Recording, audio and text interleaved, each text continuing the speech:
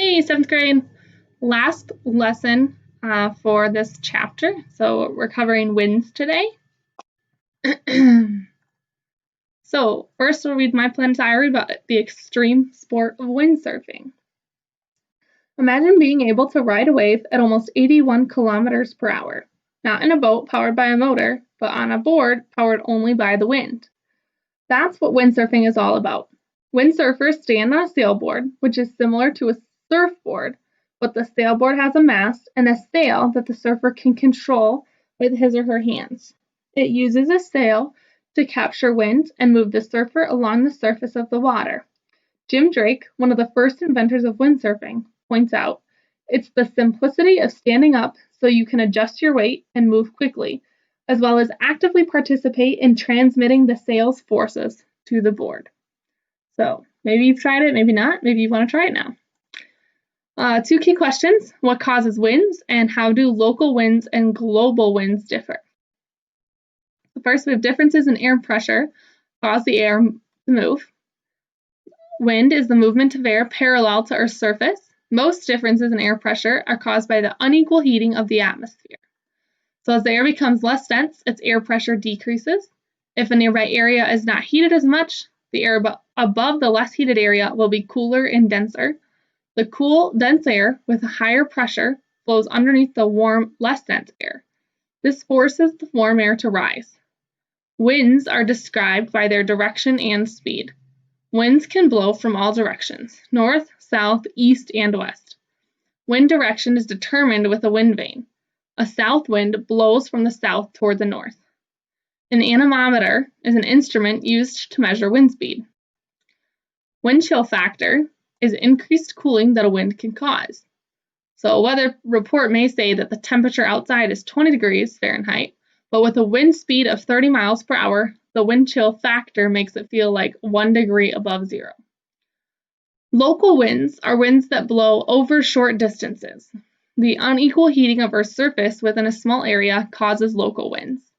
A sea breeze is the flow of cooler air over an ocean or lake toward land. It's also called a lake breeze. A land breeze is the flow of air from land to a body of water. We have global winds are winds that blow steadily from specific directions over long distances. Like local winds, global winds are created by the unequal heating of Earth's surface. But unlike local winds, global winds occur over a large area. So global convection currents, temperature differences between the equator and the poles produce giant convection currents in the atmosphere. Warm air rises at the equator and cold air sinks at the poles. Therefore, air pressure tends to be lower near the equator and greater near the poles. This difference in pressure causes winds at Earth's surface to blow from the poles toward the equator. Higher in the atmosphere, however, air flows away from the equator toward the poles. Those air movements produce global winds. And then we have the Coriolis effect here. So it's the way Earth's rotation makes winds curve. As the winds blow, Earth rotates from west to east underneath them, making it seem as if the winds have curved. So here we see that the Earth is rotating in a circle counterclockwise. In the northern hemisphere, the winds blow to the right. But it seems like that the objects deflect to the right. And it's opposite in the southern hemisphere. So objects deflect to the left because they're curving up with the way of Earth's rotation. And then we have doldrums, are a calm area where warm air rises. They occur at the equator where the sun heats the surface strongly. Warm air rises steadily, creating an area of low pressure. Cool air moves into the area but is warmed rapidly and rises before it moves very far. Horse latitudes are 2 calm areas of sinking air. At about 30 degrees north and south latitudes, the air stops moving toward the poles and sinks. Latitude is the distance from the equator, measured in degrees. We have trade winds blow from the horse latitudes toward the equator. As cold air over the horse latitude sinks, it forms a region of high pressure. This causes surface winds to blow.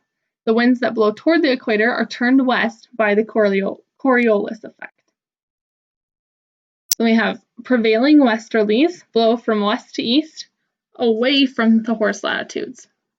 In the mid-latitudes, between 30 degrees and 60 degrees north and south, winds that blow toward the poles are turned toward the east by the Coriolis effect.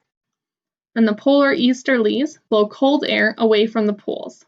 Air near the poles sinks and flows back toward lower latitudes. The Coriolis effect shifts these polar winds to the west, producing the polar easterlies. Wow, that was a lot. So we talked about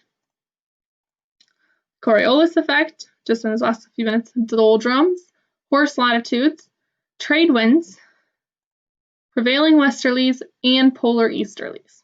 Okay, but those are not part of your vocabulary. So we have vocab. Wind is the movement of air parallel to Earth's surface. An anemometer is an instrument used to measure wind speed. Wind chill factor is increased cooling that a wind can cause. Local winds are winds that blow over short distances. A sea breeze is the flow of cooler air over an ocean or lake toward land, and also called a lake breeze. A land breeze is the flow of air from land to a body of water. Global winds are winds that blow steadily from specific directions over long distances.